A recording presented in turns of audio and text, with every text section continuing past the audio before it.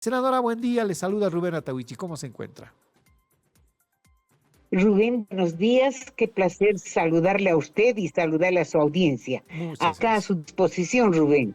Sí, comentaba, senadora, que el diputado Israel Huaytari ha presentado una acción ante el Tribunal Constitucional. Sabemos su posición respecto de parte del Tribunal Constitucional, que deberá absolver este recurso para obligar al Tribunal Supremo Electoral a que en el binomio, en la fórmula de las fuerzas políticas que participen de las elecciones del 17 de agosto, haya hombre y mujer o mujer y hombre. ¿Qué consideraciones previas tiene, senadora? Buenos días, Rubén. Mil disculpas, estoy en un lugar muy lejano y hay poca cobertura de la señal.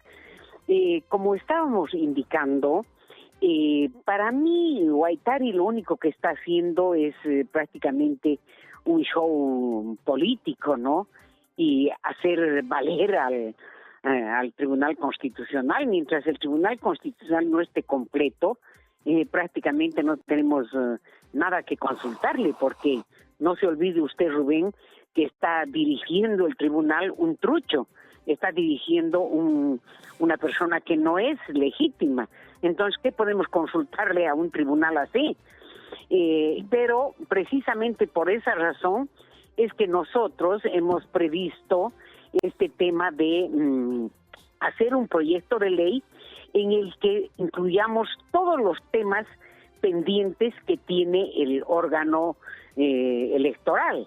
En primer lugar está el tema de la paridad, que a criterio mío la norma lo prevé y lo cubre, porque no dice menos la presidencia y la vicepresidencia. Pero sin embargo, para tener una precisión más clara, es que nosotros en el proyecto estamos poniendo como obligatoriedad que el presidente, si es hombre, la mujer debe ser vicepresidenta. Y de lo contrario, si es presidenta la mujer, el vicepresidente será hombre. Ya, y en este proyecto de ley que nosotros lo hemos presentado al Senado los primeros días de enero, imagínese, estamos hasta el día de hoy con una norma que no es aprobada ni siquiera en el propio Senado, Rubén. Ahora, cierto, hay un rezago en la aprobación y consideración de una serie de leyes. Ya estamos en el calendario electoral. ¿Usted va a reponer el tema, va a exigir que se apruebe y pase su curso a diputados y finalmente sea una ley? Sí, lo que pasa, yo iba a pedir tratamiento directo como dispone el reglamento, porque a la comisión se le da 15 días para poder tratar la norma, ¿no? Pero en este caso, los de la comisión han pedido ampliación del plazo. Sin embargo, ya la próxima semana concluye ese plazo y yo voy a pedir tratamiento directo en caso de que la comisión no emitiera el informe, sea favorable o desfavorable. Es una norma muy necesaria. ¿Por qué? Porque en esta norma estamos tratando todos los temas, por ejemplo, disponibilidad del dinero para uso del TREP, estamos poniendo la obligatoriedad del TREP, estamos hablando de todo lo que involucra la preclusión, estamos hablando de la paridad, estamos hablando de la obligatoriedad de los debates, todos esos temas. El único tema que no hemos incluido, Rubén, como le dije hace tiempito cuando hablamos de este tema, sí, es lo de que sean incluidos en la ley 044. ¿Y por qué razón? Porque ese tema no tiene que ver con las elecciones actuales.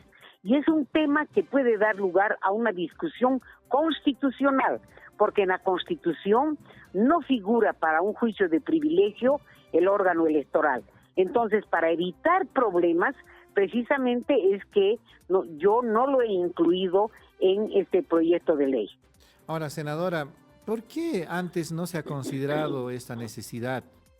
¿Por qué solamente los diputados y senadores tendrían que haber hecho y hacer sus listas con respetando, resguardando la paridad de género y no llegar En a los realidad, binomios.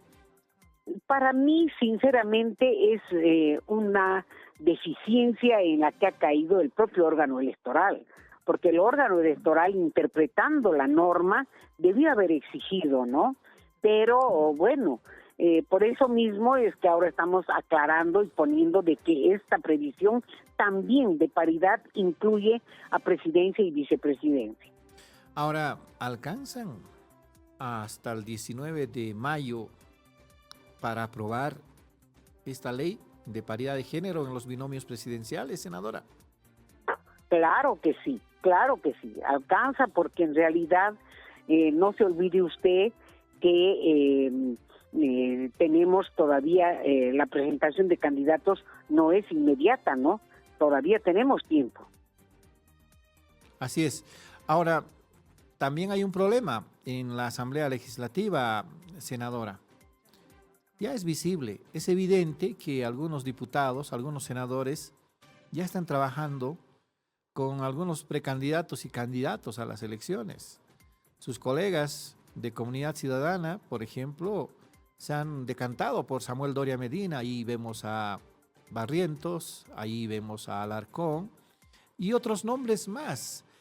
¿Considera usted que va a ser complicado aprobar esto? Porque de repente va a caer a cada candidato como un balde de agua fría el hecho de que esté obligado a inscribir como su parte de su binomio a una mujer.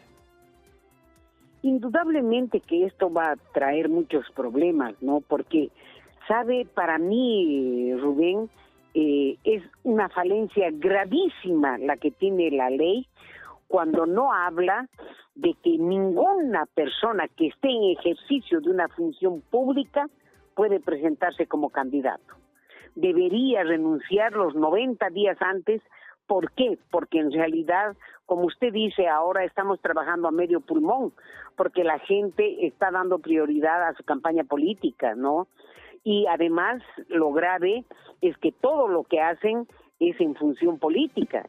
Y eso es pésimo, eso perjudica la gestión de la Asamblea Legislativa y perjudica la gestión de todo el quehacer del público. Por ejemplo, si usted ve, cada vez que el presidente sale a entregar una obra, a inaugurar un trabajo, algo, ya no lo está haciendo como presidente cumpliendo su obligación, lo está haciendo proyectando su imagen con fines electorales. Y lo mismo sucede con todo lo que está pasando en la Asamblea.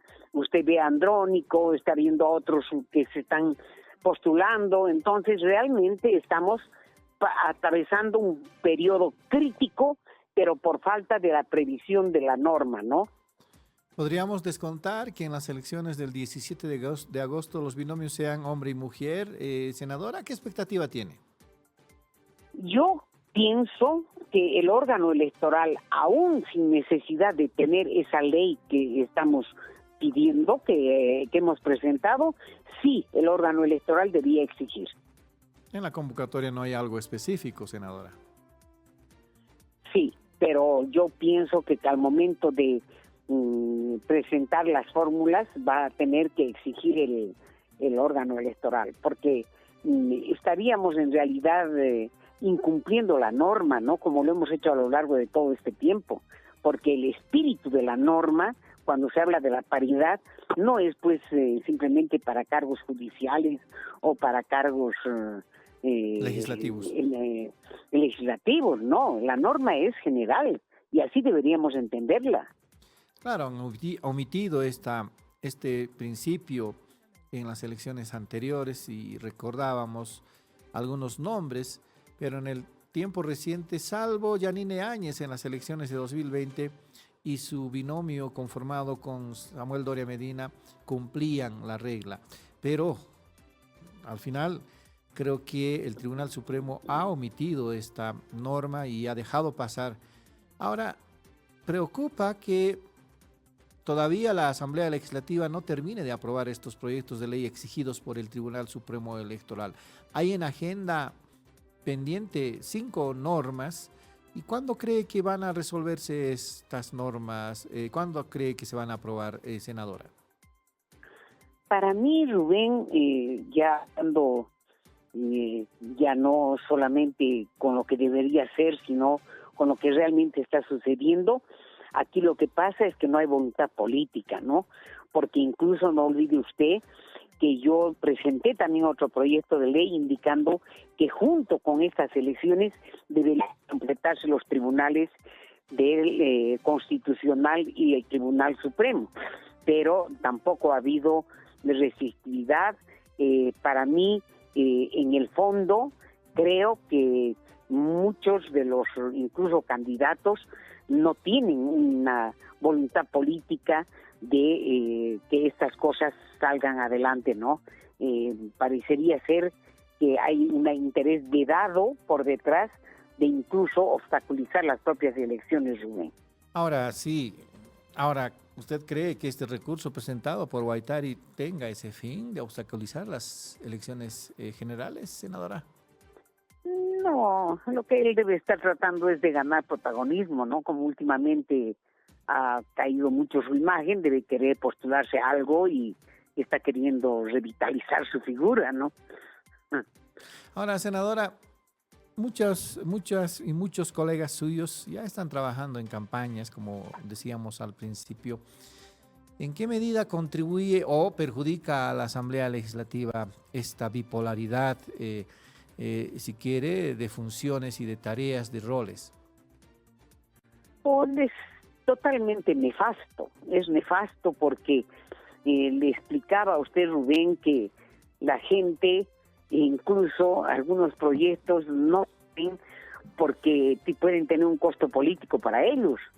Entonces acá ya se está trabajando más en viendo el futuro político de ellos que viendo las necesidades de la Asamblea o las necesidades del país, ¿no? O sea, creo que el gravísimo error que hemos cometido ha sido no haber sacado todas estas previsiones antes de que se ingrese a esta batalla de preelecciones, ¿no? Claro. Ahora, lo lamentable es que esto va a ahondarse, senadora, eso suponemos, y se prevé con el registro ya de alianzas el viernes a la medianoche. ¿Qué será de la Asamblea Legislativa, cuyos senadores y diputados, en su mayoría, ya están pensando en algunos casos en la reelección? La ley les permite la reelección a los senadores y diputados, y si se cumple, porque siempre uno duda,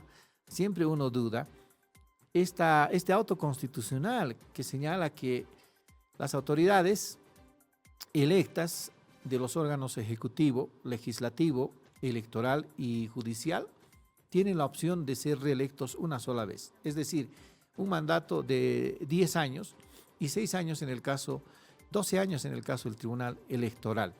Más allá ya no, de manera continua o discontinua. Este auto precisamente ha sido resuelto por el Tribunal Constitucional en el caso que involucra al expresidente Evo Morales a raíz de la sentencia constitucional 1010 de 2023. Un diputado de Creemos se ha encargado de pedir la aclaración al Tribunal Constitucional y el Tribunal Constitucional dijo que sí, los diputados, senadores, vocales, magistrados, presidente y vicepresidente tienen derecho a reelegirse por una segunda vez. A la tercera no tienen porque estarán impedidos por este auto constitucional. Senadora, se cortó la comunicación lamentablemente. Por favor, le pediríamos que continúe. Sí, bueno, yo lo que le decía, y mil disculpas, estoy en un lugar muy alejado, le decía que lamentablemente en la Asamblea Legislativa no hemos priorizado estos temas tan delicados e importantes con miras a lo que iba a pasar en el proceso electoral 25-30, ¿no? Entonces debíamos haber sacado todas esas leyes antes de entrar a este periodo electoral. En lo personal yo he presentado los proyectos de ley para viabilizar todos estos temas con la debida oportunidad, inclusive viendo ya lo que iba a pasar con el órgano, el Tribunal Constitucional y el Supremo, que no tenía el número necesario para funcionar, sobre todo el Constitucional. Nosotros hicimos un proyecto de ley para darle una herramienta al Tribunal Constitucional para que funcionara solamente con los 4 electos, ¿no? Pero lamentablemente no hemos tenido la necesidad de parte de los colegas y no se han aprobado estos proyectos, ¿no? Hoy estamos pagando las consecuencias de eso. Y yo creo, sinceramente, que la historia va a ser muy dura con la Asamblea Legislativa actual. Así es, eso nosotros también suponemos, porque debe ser uno de los periodos legislativos más complejos, hasta bochornosos, por cómo vimos a diputados, no tanto en el Senado, pelearse, subirse a la testera, golpearse en el piso como si fuera un muchacho de barrio, un diputado sobre otro diputado.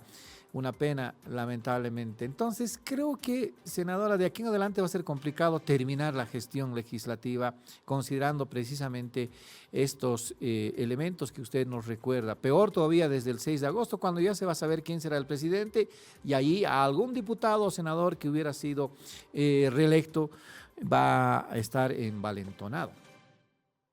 Así es.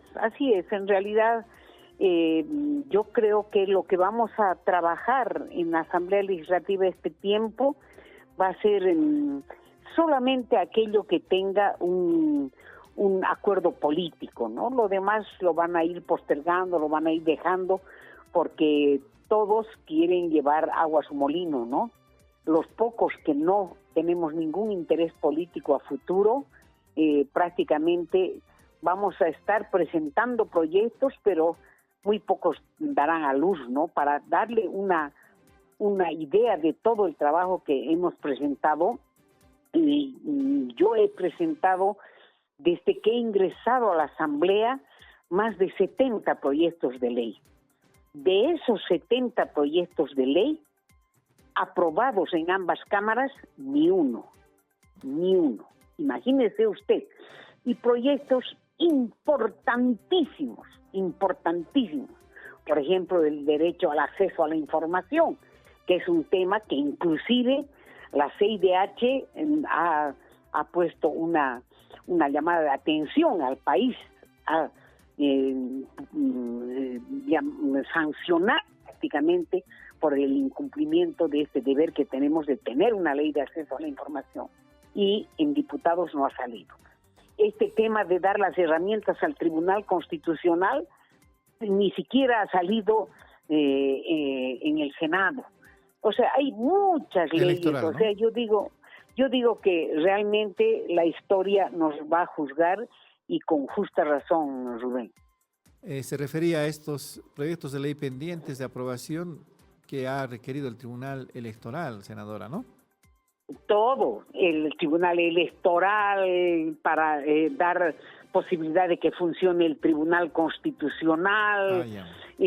O sea, no, tenemos la ley de acceso a la información, hemos trabajado en la ley para ver el derecho a vivir en familia, estamos trabajando en la ley para el tema de los niños en situación de calle, estamos trabajando en algunos proyectos de materia laboral, estamos trabajando, bueno, nosotros parecemos una fábrica de trabajo, pero el problema es que los proyectos quedan en papel, ¿no? O sea, muy poca productividad se está dando en el propio Senado, no solamente en diputados. Ahora, cierto, a partir de las disputas políticas desde 2022-2023, creo que se ha paralizado la Asamblea Legislativa y también el órgano ejecutivo. En este último tiempo, nomás, de acuerdo a la sentencia constitucional, las elecciones judiciales se han llevado a medias, ha quedado pendiente la elección del resto de los magistrados y no se sabe hasta cuándo va a ser resuelto este problema. Es más, ni siquiera hay una iniciativa legislativa que plantee la necesidad de completar el Tribunal Supremo de Justicia como también el Tribunal Constitucional. ¿Usted ve luz al final del túnel en este caso? Yo he planteado dos iniciativas. Una he planteado el mes de diciembre, donde pedía, cuando vi que las elecciones iban a ser parciales, presenté la modificación de la ley 027 al agua, el proyecto. Luego he presentado la otra donde pido que se completen las elecciones judiciales junto con las elecciones nacionales. Y cuando tuvimos la discusión, porque me llamaron las fuerzas políticas a la reunión del Senado y dijeron, ¿por qué yo pedía eso? Yo dije, porque es la única posibilidad de completar los tribunales, porque ni siquiera el gobierno puede boicotearnos diciendo que no hay recursos, porque con los recursos de la nacional se haría esto. Era nuestra única oportunidad, pero no se ha hecho. En este momento ya es tarde para poder hacer eso. ¿Por qué razón?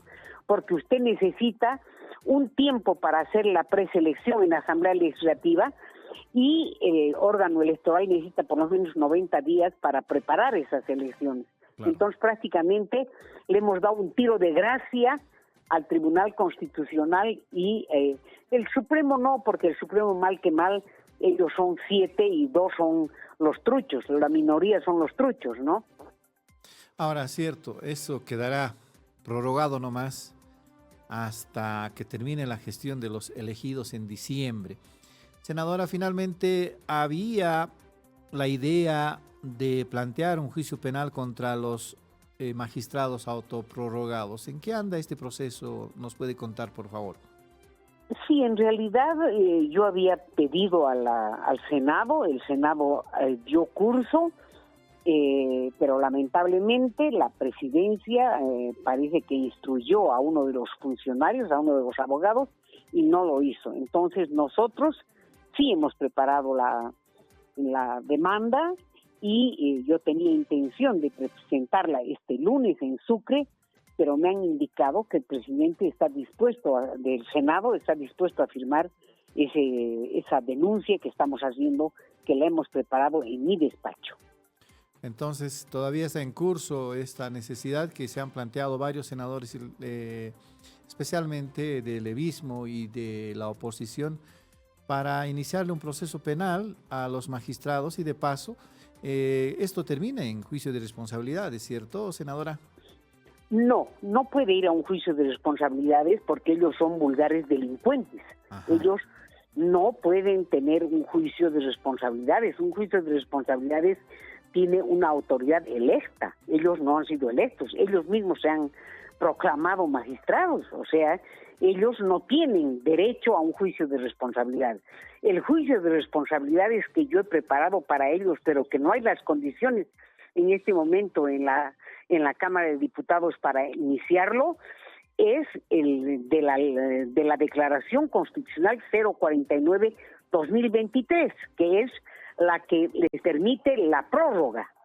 Para eso sí hay el juicio de responsabilidades, pero en el otro tema de la usurpación de funciones, todo lo que ha venido desde el 2 de enero del 2024 es juicio penal, son vulgares delincuentes, no son magistrados. Entonces, en ese entendido, la denuncia que estamos haciendo es al Ministerio Público por la comisión de delitos y usurpación de funciones. Eso es lo que estamos haciendo. Con esa lógica también procesaron por la vía ordinaria a Yanine Áñez al no reconocerle su mandato. No, y precisamente no, Rubén, no es la en el misma lado lógica, de la Rubén. oposición, en el lado del oficialismo, quiero decir, en el lado del MAS. Esa misma pero lógica argumentaron, senadora. No, Rubén, porque aquí no se trata de tener lógica, sino se trata de la realidad. Yanine Áñez ejerció el mandato de presidenta y aunque el oficialismo actual no reconozca que fuera un mandato legítimo, porque fue una sucesión constitucional, pero aunque no lo reconociera, ella tenía derecho al juicio de responsabilidades. ¿Por qué razón? Porque ejerció la presidencia. Así también lo hizo Banzer. Banzer hizo un golpe de Estado el año 71 y cuando estaba vivo Marcelo Quiroga Santa Cruz, él propuso el enjuiciamiento en un juicio de responsabilidad a Hugo Banzer Suárez. ¿Por qué? Si bien tenía y también García Meza, no se olvide usted, tenía un origen espurio su mandato, pero ellos ejercieron la presidencia legítima en todo el periodo que duró su mandato. Es diferente. En este caso, los ex magistrados del Tribunal Constitucional que son 2023, el 31 de diciembre de 2023, sí tienen derecho a juicios de responsabilidades por los actos que hubieran cometido hasta esa fecha. Muy bien. Todo lo que pasó después del 2 de enero del 2024 son delitos comunes, porque ellos no pueden tener ese blindaje que da el juicio de responsabilidades. Senadora, le vamos a agradecer la gentileza que ha tenido de hablar con La Razón Radio. Siempre es agradable hablar con la senadora Salame donde se encuentre. Seguramente está en Sucre, ¿no? O en el campo en Sucre. Estoy en un lugar llamado Nuevo Mundo. Pertenece a la provincia Belisario Bueto de Serrano. Ajá, estoy haciendo talleres para socializar los derechos de los niños. Estamos en lugares muy alejados donde el nivel de pobreza es terrible y no existe ninguna posibilidad para hacer ningún tipo de trabajo con los niños, con las familias, y eso es lo que estamos haciendo aquí. Muy bien, pues, senadora, gracias y se cuida, por favor. La agradecida soy yo y siempre a sus órdenes, que para mí es el placer hablar con usted y con su medio, Rubén. Un gusto, que tengan buen día. Abrazos le decimos a la senadora Silvia Salame.